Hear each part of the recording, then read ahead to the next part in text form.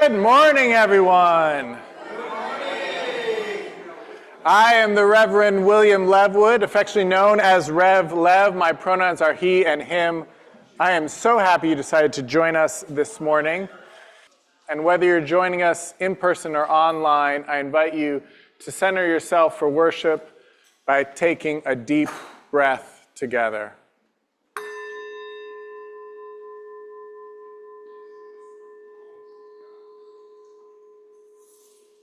We open and welcome to the ancestral people of this land, acknowledging that our church, like all of Burke, rests on the unceded territory of the Manahoac tribe of the Great Sioux Nation.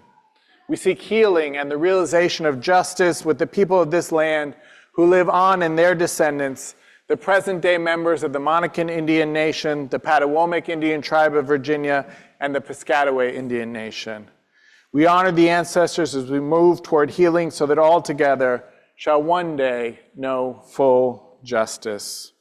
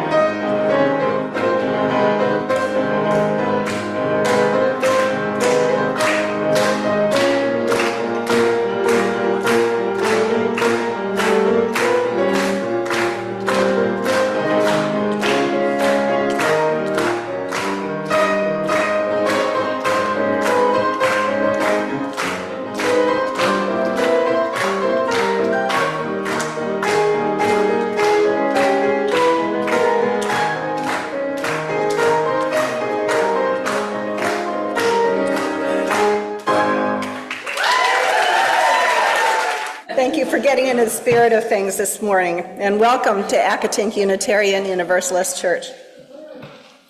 I am Judy Robison. My pronouns are she, her, and I'm happy to be your worship associate today. If you aren't new to Accotink, look around.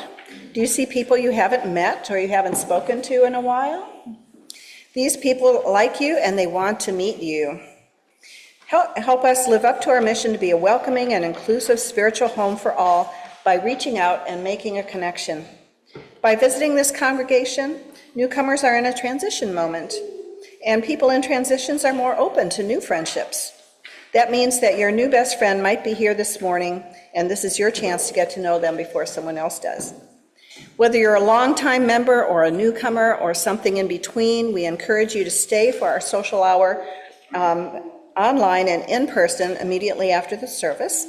We're delighted that you decided to join us today, so welcome everyone.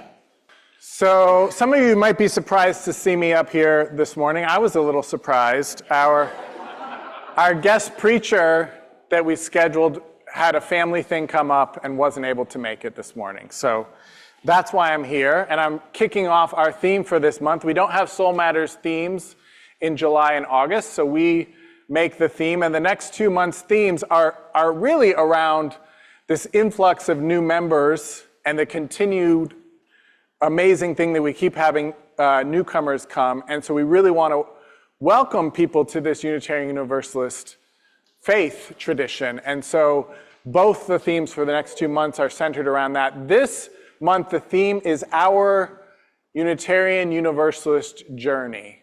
So every Sunday in July, you're going to hear from Accotink members about their Unitarian Universalist journey. And each Sunday it'll be loosely connected to some part of our mission statement. So next week, it'll be loosely connected to caring in community. The week after that to growing in spirit. And the final Sunday, it will be connected to acting for justice. Loosely, because we also want people to just tell us about their UU journey, which is probably broader than any of those parts of our mission statement. And this morning, I'm going to do my version of that with quite a bit of my own personal reflection about the part of our mission statement that calls us to be a welcoming and inclusive spiritual home. So with that, I invite you to rise in body or in spirit, and we're going to recite all the other parts of the mission statement as we light our chalice. So you'll see the words in a moment on your screen. Let's say them together. Together, we care in community, grow in spirit, and act for justice. Wanderer, worshipper, lover of living, ours is no care of and of despair. Come, yet again come.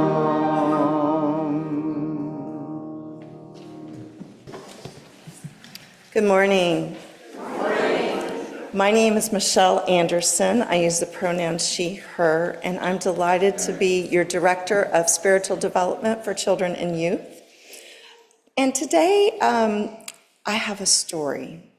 And it's not about a Unitarian Universalist, but you'll see there are many similarities between the people that we talk about here, even if they're not UUs. They still have a lot of our same values. So this story is a song for the unsung by Bayard Rustin, or it's about Bayard Rustin, the man behind the 1963 March on Washington. How many of you have ever been to Washington, D.C.? Yeah. Well, this is a very famous march that happened on the step. They ended on the steps of the Lincoln Memorial.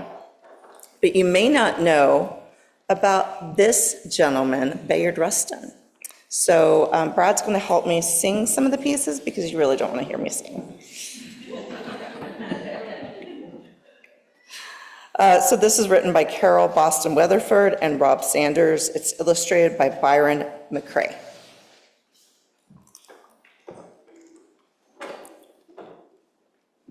What Bayard Rustin saw on the morning of August 28th, 1963, was not what he was expected.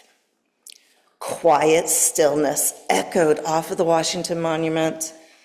The steady beat of Bayard's footsteps mingled with the voices of security guards, reporters, and a handful of others.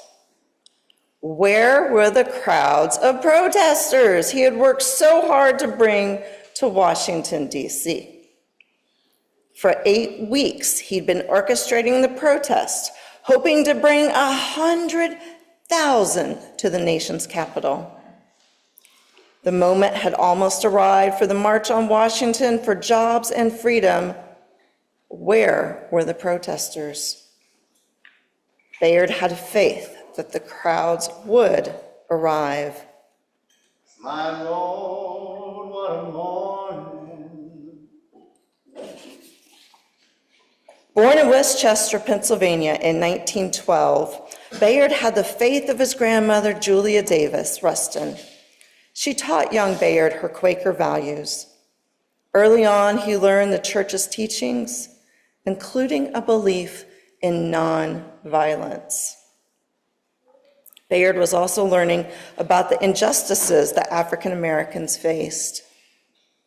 Julia, his grandmother, supported the National Association for the Advancement of Colored People, NAACP.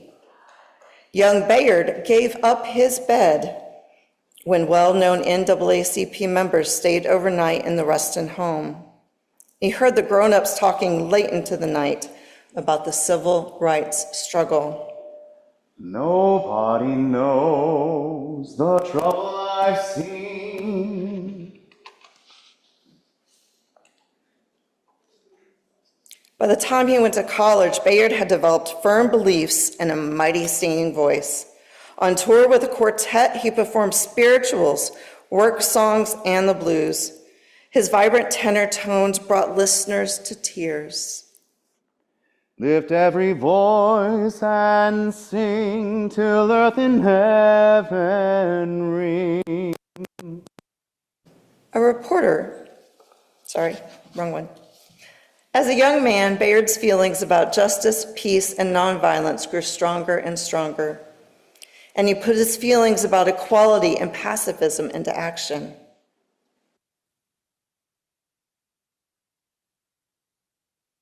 Bayard was beaten and arrested. He did not fight back. When he refused to fight in World War II or to support the war, Bayard was sent to prison for more than 2 years. Behind bars, he spoke up for equality, working to integrate the prison so Black and white prisoners were treated equally. Gonna lay down my sword and shield down by the riverside. Once out of prison, Bayard joined another protest against segregated buses. Again, he was arrested. This time he was sentenced to a chain gang. But the harsh treatment did not change Bayard's commitment to civil rights and his dedication to peaceful protest.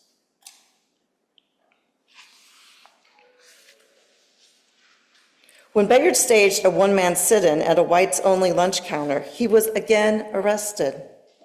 But jail time didn't stop him from fighting for what he knew was right. As a young Black gay man, Bayard Rustin was also learning about another kind of inequality and injustice.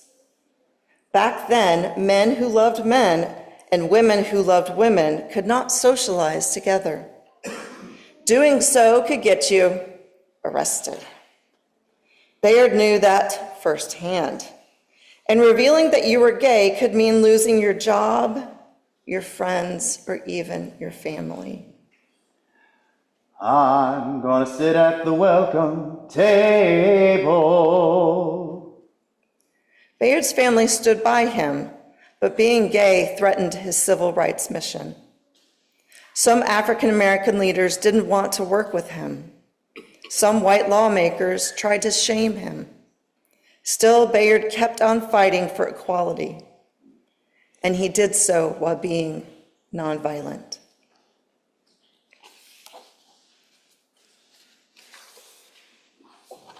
Years earlier, Bayard had traveled to India to learn about nonviolent protest from the followers of Mahatma Gandhi. Bayard put what he learned into practice. He protested injustice around the world and back home in the United States. After Rosa Parks was arrested for not giving up her bus seat to a white man, Bayard went to Montgomery, Alabama. There, he introduced Dr. Martin Luther King Jr. to the power of peaceful protest. When Dr. King led the Montgomery bus boycott, nonviolence was at the center. From then on, the civil rights movement would preach and practice peaceful protest. I've got peace like a river, I've got peace like a river, I've got peace like a river in my soul. By 9 a.m. back on August 28, 1963, 40,000 people gathered at the Washington Monument. By 10:30, the number had grown to 90,000.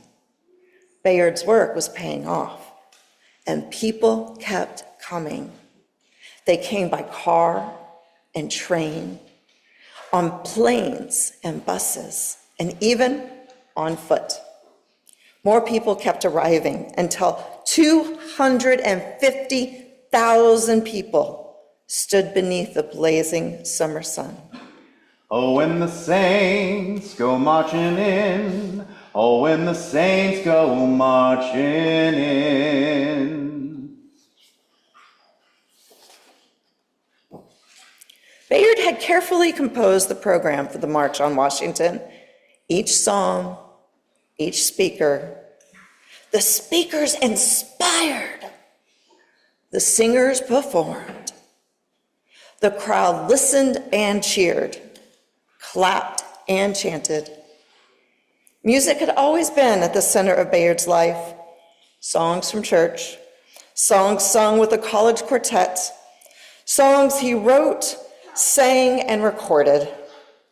Prison songs and chain gang songs, the songs of the countries he visited, the songs of the people he met, songs of peace, songs of protest.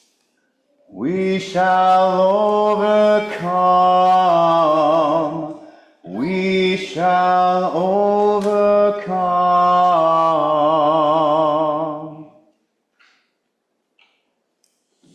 The day built to a crescendo as the final speaker, Dr. Martin Luther King Jr., came before the crowd.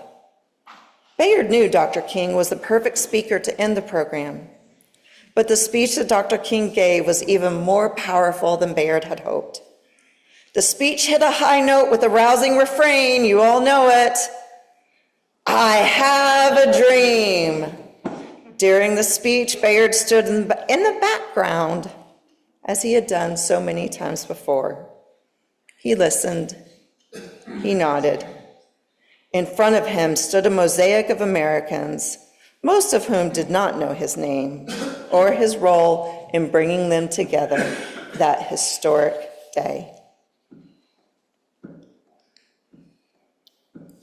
The 250,000 marchers left that day committed to work, vote, and protest nonviolently for civil rights.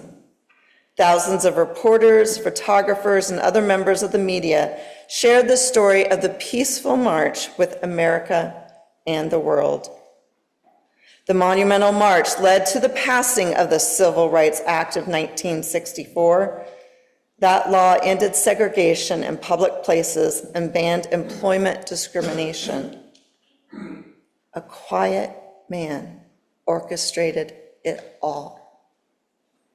A man behind a movement, an unsung hero, a gay African American, Bayard Rustin. Finally, a song for you. Ain't that good news? Thank you, Brad.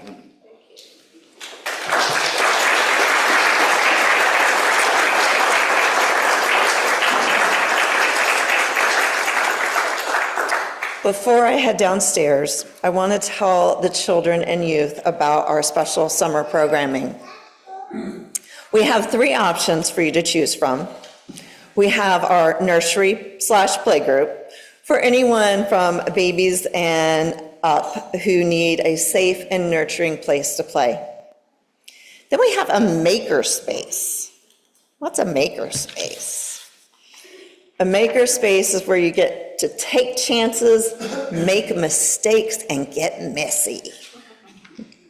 It's open to any age 5 and up. It encourages kids to design, collaborate, and create. And then we have our Holy Troublemakers and Unconventional Saints, which is open to any. It's designed for ages 10 and up. It explores the lives of people from diverse faiths who, like us, work for love, compassion, and justice, even when it rocked the religious boat. We'll be learning about some of these holy troublemakers, including Bayard Rustin, in our Time for All Ages throughout the summer. Thank you. Greetings, I'm Dale Howell, and I'm a member of the AUUC Board of Directors. And I'll take this moment to welcome the new members, which are on the scroll of the messages.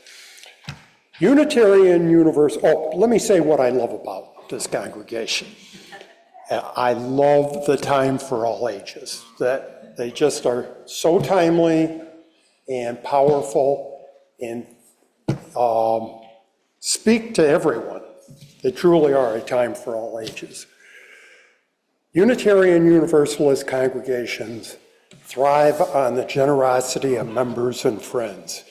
We also exist in an interdependent community and are joyful to share with our neighbors. This month's outreach partner is Fairfax CASA, who is the only child advocacy program for abused and neglected children in Fairfax County.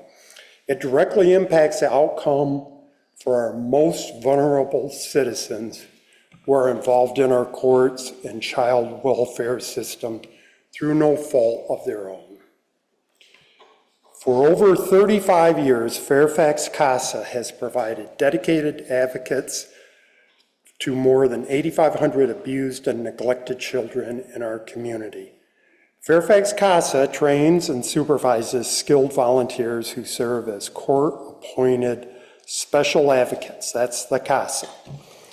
CASA advocates for the needs of abused and neglected children in the courtroom, in the child welfare system, and beyond. CASA becomes a consistent presence in the child's life, offering stability and security. Very much needed. I want to tell you a story of two churches. One had vibrant worship with amazing sermons, including many guest preachers, some of who were big names in the denomination. The church was full of energy and vitality on Sunday morning. I mean, people were dancing in the aisles. When newcomers came to the church, they were filled with vitality too. After church, there was a social hour. Those newcomers, filled with vitality from the service, entered the social hall. They looked around, trying to find a seat. When they found a seat, they looked around some more. No one talked to them. Soon they got up and left. At the other church, it wasn't that the service was terrible. The music was good. The sermons thought-provoking. No one was dancing in the aisles, though. After the service, even before the newcomers were able to make their way to the social hour, people started greeting them, asking them how they found the church, asking them how they were doing, smiling. When they finally made it to the social hour, it just continued like that. People coming up to them, congregants, church staff, the minister. When it was all said and done, they looked around and noticed that they were some of the last people left in the social hall. So this sermon on the Sunday that falls closest to the 4th of July, I always think of as a kind of like my opportunity to give a State of the Union address. But I feel like I've been giving a State of the Union address every Sunday since at least January. So this Sunday I'm going to focus on just one part of that, which is the need for us to live up to being a welcoming and inclusive spiritual home. The fact that that need is greater than ever. I don't feel like I need to say a lot more than that. At a time when our nation is becoming less welcoming and less inclusive, it's all that much more important than that this congregation, this community, is a sanctuary. And also that we do the work out in the world to make our nation welcoming and inclusive again. So that story of the two churches is actually my story. When I lived in the Bay Area, I went to a congregation there that had the amazing music and the guest preachers, some of whom were from the UU seminary that I was attending there. And I was a part of that congregation for a year. I helped design and put on their Earth Day service. I got involved, and yet I had that experience after the service of not really being able to make connections. And I didn't really make connections even with that Green Sanctuary Committee, even though we were doing work together.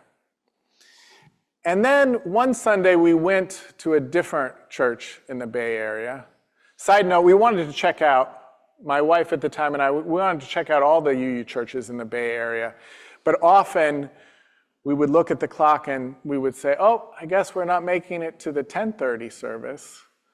Oh, I guess we're not making it to the 11 o'clock service. So one Sunday we went a little further afield because the ministers at this UU church had been our ministers in Virginia, actually, in Charlottesville, Virginia, years before. But what was notable, we were just going there for that one time. We weren't planning to keep going there. But we had that experience described in the story of being so welcomed that when we looked around in the social hall, we were one of the last people there. And my wife at the time looked at me and she said, you can go wherever you want, but I'm going here from now on. But I think it's important. We've had an influx of new members here, 42 this church year.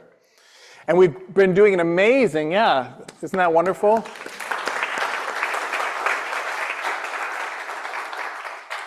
And I'm convinced that what's really making the difference is that the thing that I described happening to me at this church in the Bay Area is happening here. That when you come as a visitor, people welcome you, and then more people welcome you, and then more people welcome you. In fact, there's some data to show that that's true, because a year ago, we had a 45% return rate for first-time visitors. In the last 6 months, we've had an 80% return rate for first-time visitors. But the welcome needs to continue. People need to be welcomed again and again and again into their deeper engagement with the congregation. It didn't just end with being welcomed that Sunday at that church in the Bay Area.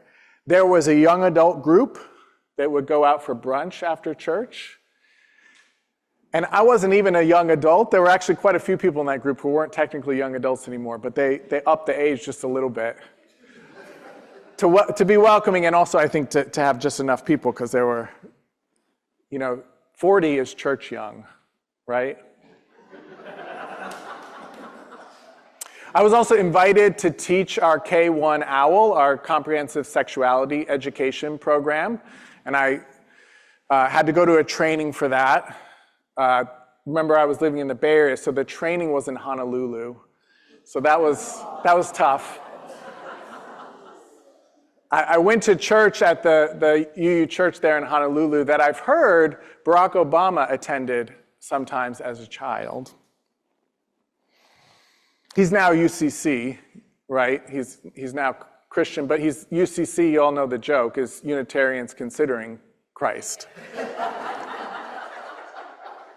I was also invited to be a worship associate. My spouse at the time was invited to help out with a music class for the children. And eventually, after our child was born, she was dedicated at that church. So that welcome continued. And I think that's the challenge we have as a church in this coming year that we haven't had before, is how are we going to do a really amazing job of welcoming people again and again and again and helping them find out what's happening. And again, I just want to mention that we should always be doing that, but it's more important now than ever because people need sanctuary communities now more than ever. So that's being a welcoming spiritual home. I want to talk a little about the being an inclusive spiritual home part. And I want to share from a book by Eboo Patel, relating a definition he learned in college in a Sociology 101 class for white supremacy. He shares in his book, "We Are Called to Build." White supremacy is the assumption that the cultural patterns associated with white people, from clothes to language to aesthetic preferences to family structure. Let me say that again. From clothes to language to aesthetic preferences to family structure are normal. And the patterns associated with people of color are inferior. It might be a different way than we tend to think about white supremacy, and certainly the legal ways and the de facto segregation that still exists in our country and the need for economic reparations, that is very important as well. But this assumption that the cultural patterns associated with white people are normal and that other ways of being in the world are inferior is pernicious. It sneaks into our minds, sneaks into the structures of our institutions. But our values commit us to something else. Our value of pluralism reads, "We celebrate that we are all sacred beings, diverse in culture, experience, and theology, and that we covenant to learn from one another, to embrace our commonalities and our differences with love, curiosity, and respect." Our value of justice says that we work to be diverse, multicultural, beloved communities where all thrive and in doing so, to dismantle racism in all forms, to commit to dismantling racism and all forms of systemic oppression. Our equity value says we covenant to use our time, wisdom, attention, and money, to use our time, wisdom, attention, and money to build and sustain fully accessible and inclusive communities. And when these proposed values, before they were voted on and ratified, when these proposed values were discussed at this congregation, one of the comments was that inclusion should be included as one of the core values, that it's that important to our tradition. And there is a section in our Unitarian Universalist Association's covenant, which includes these shared values, titled Inclusion. That section reads, "Systems of power, privilege, and oppression have traditionally created barriers for persons and groups with particular identities, ages, abilities, and histories. We pledge to replace such barriers with ever-widening circles of solidarity and mutual respect.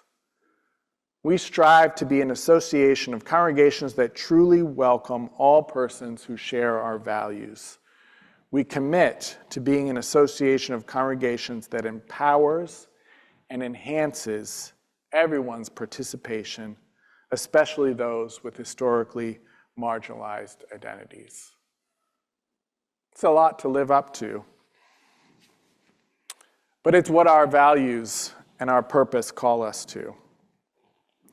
So some of this sermon is inspired by my attending our Unitarian Universalist General Assembly, which is in Baltimore, Maryland, just a couple weeks ago. Not only do we do the business of our association at that gathering, but there's workshops so we can learn from each other. And I went to a workshop put on by the Unitarian Universalist Church of Annapolis on creating a culture of connection. They also had an opportunity to try out what they call coffee and conversations. They have a membership professional, a paid person, that works on membership, and if you fill out the connection card there, she says that you're going to get a gift. She doesn't tell people what the gift is going to be. She says some people have shared that they fill out the card just to find out what the gift will be. It's mailed to them later on, and it turns out it's a coffee card to encourage them to go to this coffee and conversation so they can connect with other people and deepen their engagement with the congregation. They also hold a community-wide chalice circle. So I went up a week ago Friday to Annapolis to attend one of these community-wide chalice circles to see if it's something we might want to institute here at Accotink. It was such a wonderful experience. I really did get to connect with other people. And these programs, the Coffee and Conversation, the community-wide chalice circle, are designed with low overhead, so they're easy to put on. But I say all this really just to tell you that at that community-wide chalice circle, I learned a new term that they're using at the Unitarian Universalist Church of Annapolis. They're looking at what's called subtle acts of exclusion. They're working conscientiously to have those happen less and to make repair when they do happen. Now, this is a new name for what's more you might know as microaggressions. And the authors of the book, Subtle Acts of Exclusion, Tiffany Jana and Michael Baran, suggest that the term better describes the phenomena than a microaggression, because a person committing a microaggression doesn't see it as aggression. That tends to feel too strong, and calling it that often encourages defensiveness. It's also not micro. To the person being excluded, the term micro diminishes the impact. It isn't micro, but it is usually subtle. The authors write, by calling them subtle, we hope to shed light on the fact that they can be confusing, hard to identify, and challenging to speak about. We also recognize that while some of these exclusions may feel subtle to some, they may feel obvious to others, especially to those who experience them again and again. The authors also want to emphasize that they are acts, subtle acts of exclusion. Here are the authors again. By focusing on them as acts, the term also attempts to avoid making people feel as if their character is being judged. Because we're just talking about things people say and do, we can talk about why those particular things might have been a problem, and we can get better at not doing those things. And lastly, the authors emphasize that these subtle acts of exclusion serve to exclude. The authors write, the subtle acts create exclusion rather than inclusion. This is a problem for that individual who is being excluded in the moment.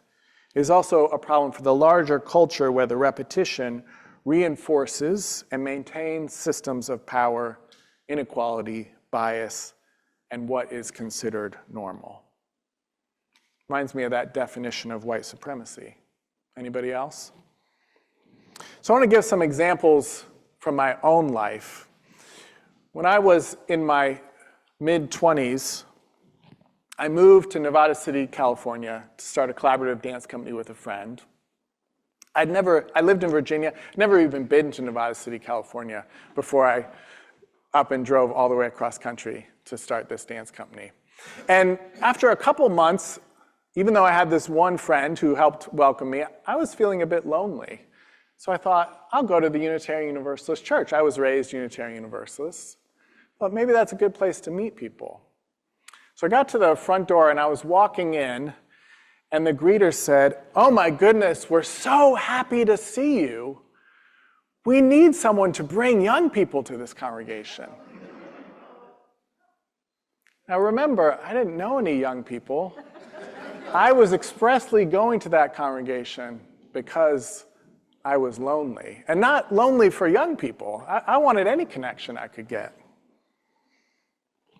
I'll tell you another story. I was a member of the Unitarian Universalist Church of Winston-Salem in North Carolina when I was a chaplain resident there at the hospital there. And I went to church almost every Sunday, unless I was on call, because I needed that Unitarian Universalist community to sustain me doing that challenging work of being a chaplain at a Trauma 1 hospital. So one Sunday I was sitting in the back, and there was another gentleman sitting in the back a few seats away. We sat through the whole service. I didn't recognize him. He might have been a first-timer for all I know, or maybe he'd been going there for months. I say that because at the end of the service, he came up to me and he said, "I'm just curious, are you Amish?" I tell this story, and I get so mad when I tell this story. I often say, I was sitting in a Unitarian Universalist church, one that I was a member of, that I went to almost every week. And yet the person didn't say, "Are you Unitarian Universalist?" He said, "Are you Amish?" Just because of how I wear my beard, right? And speaking of my beard, I get a lot. People will say that they know someone who looks just like me, a doppelganger. And sometimes I'll ask to see the photo, and they'll pull it up on their phone. And I kid you not, every single time, that person does not look like me at all. Except for one thing. Can you guess? They wear their beard. They probably get asked if they're Amish too.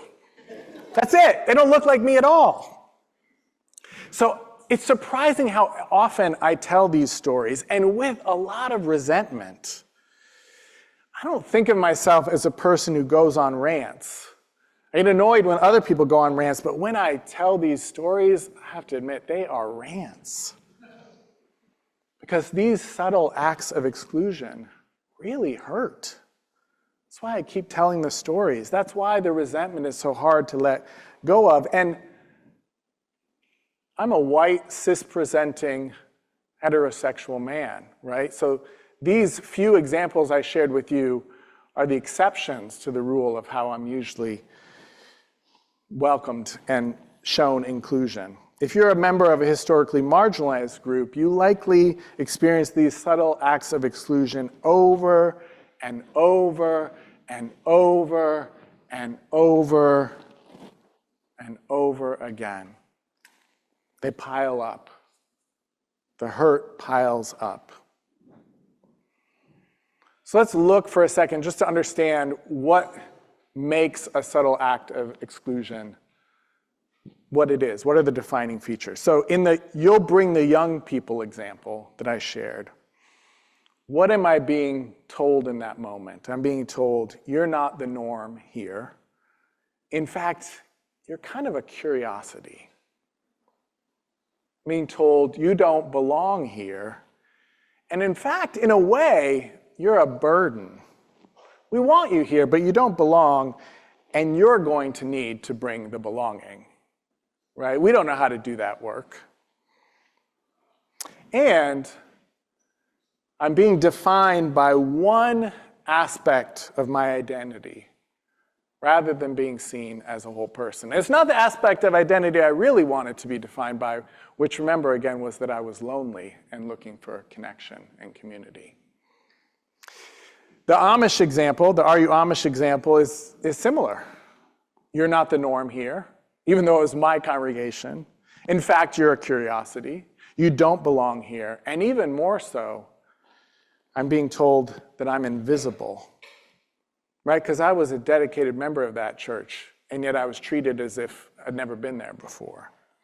And again, defined by one aspect of my identity, not my whole personhood. And the "I know someone who looks just like you" example, again, is an example of being invisibilized. Right? I'm made to not actually look like what I look like, just a stick figure with an Amish beard, basically, right? That looks like every other stick figure with an Amish beard. And again, I'm defined by that one aspect of my identity rather than seen as a whole person. So we all do this. We all do this. In fact, when I was at the Unitarian Universalist Church of Annapolis, after walking around and looking at their bulletin boards with their activities, like we have bulletin boards sharing what we're doing, and seeing that word "subtle acts of exclusion" and wondering what that was about, in the mingling time before the actual program started, I was talking to a man and I said, "Well, how did you end up here at this church?" And he started telling me his story of his religious background and how he grew up Catholic and how it served him in a lot of ways, but eventually he felt like the beliefs didn't mix with his beliefs. They didn't match up with his beliefs. I forgot to mention, the first thing he said was, well, someone got sick and died. That was the first thing he said, which I think is noteworthy, right? He came needing some support and connection and community. So then he says, well, now I've gotten to the part of the story where someone got sick and died. It was my father. And I want to talk about the Catholic community. And I've heard a lot of people tell this kind of story about how they lost faith in their Catholic faith. And I'm really proud of how Unitarian Universalists do memorial services and how we lift up the person and celebrate their life and personhood. And I've heard people complain that they've gone to Catholic memorial services where that doesn't happen, where it's all about heaven and not about the person. So I jump in and I said, oh, the Catholic Church let you down, didn't they? And to his credit, perhaps because they're doing this work on subtle acts of exclusion, he said, no, and we need to stop saying that. And I was like, oh. And I got it right away. I said, oh, you hear me putting forth an anti-Christian bias. That isn't what I meant to do, but I hear you. Tell me the rest of your story. And he proceeded to say that the Catholic community actually rallied around his family in such an amazing way when his father died that he realized that he wanted a community like that. But remember, he'd already told me that the Catholic doctrines didn't speak to him anymore. So we went looking for a place that fit his values and beliefs that would offer him community. So we all do it, right? I, a trained Unitarian Universalist minister, at an event that was about connection, did it. And we talked about it. I admitted my mistake. I said, oh, I didn't mean it that way. I'm sorry. And we went on. I made another mistake I called Catholic dogma. I said, you don't agree with the Catholic dogma. And he didn't like that because it has a negative connotation. I didn't mean it that way either. I meant, oh, there's this wonderful process that Catholics go through that's very deliberate and disciplined before something becomes dogma. That's what I was thinking about. But it doesn't matter because he felt excluded, and I needed to acknowledge that. So the point is, we all do it. The point is not to never do it, though we should try to do it less. The point is to become aware of it and do it less and make amends when we do it. So I want to share a little bit of what to do from Seeds of a New Way, which is a new book by the Unitarian Universalist ministers Manish Mizra Marzetti and Nancy McDonald Ladd. This book is focused on how we do a better job and how we have failed at times to do a job of helping people from welcoming people from historically marginalized communities into ministry, into Unitarian Universalist ministry. So one of the things that they say we should do is we should not say if, but when. Not if subtle acts of exclusion are going to happen, but what are we going to do when they happen? Because you say if, then you put the burden on the person to speak up and say, oh, this just happened. If you say when, then you're waiting for it to happen and you're ready to accept responsibility for it. Not to say, oh, no, that doesn't happen here. Or we didn't mean it that way and therefore we can just jump over it altogether. So you don't say if, you say when. Manish Mizra Marzetti also tells a wonderful story in the book, and this is another workshop I went to, about becoming the minister of a congregation that really recruited him.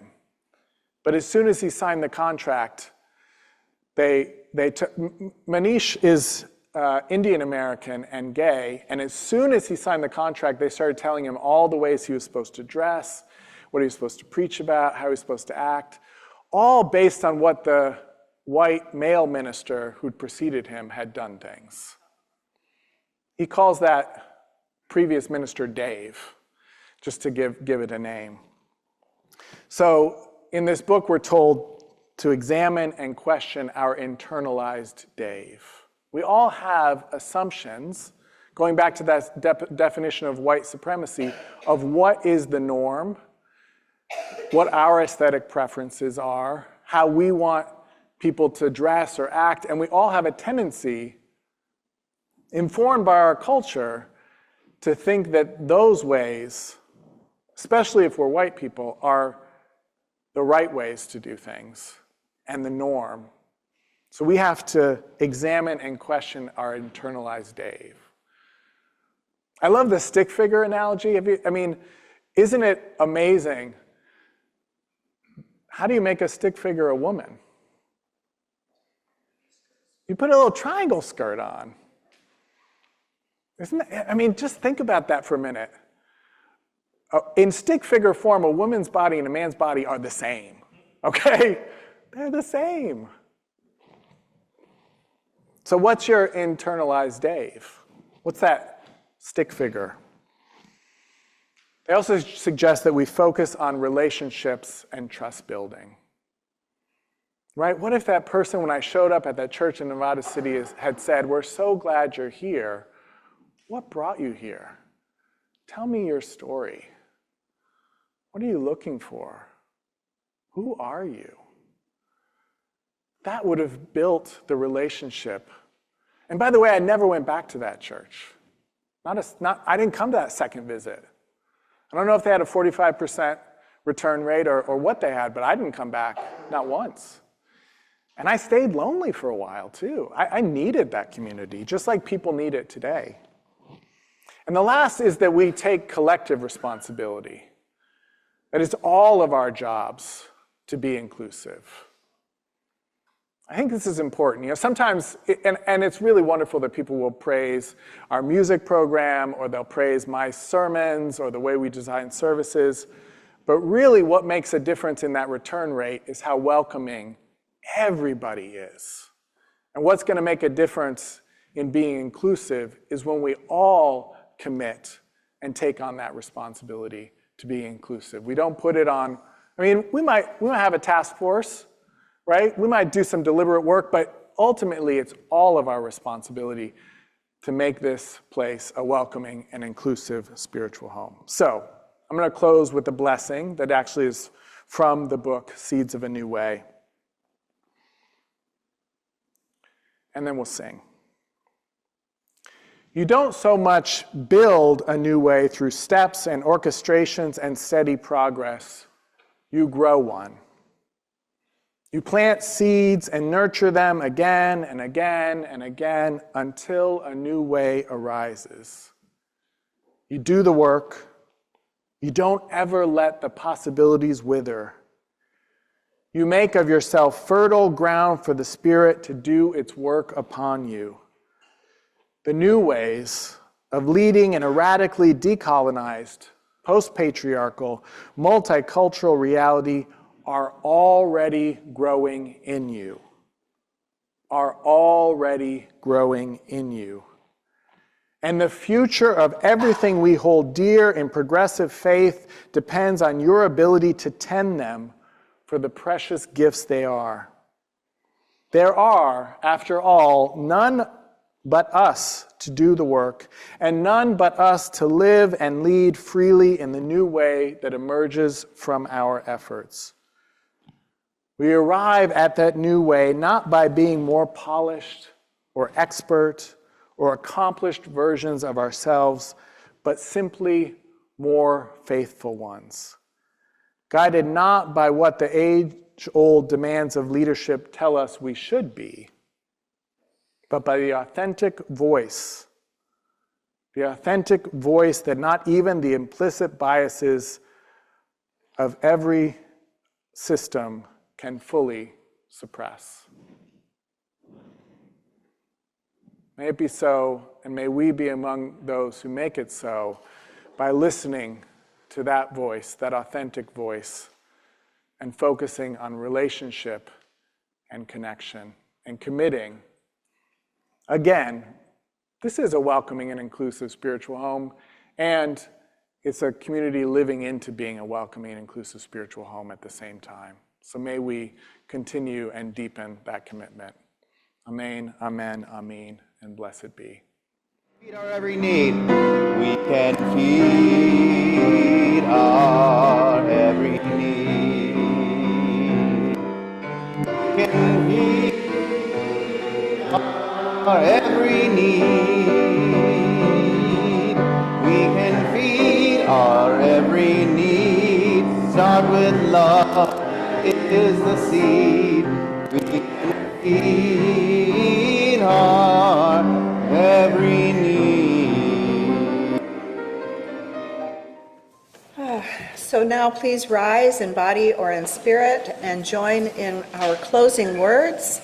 As we extinguish our chalice, I invite you to join us in the community blessing with these words of David Bumbaugh as slightly adapted.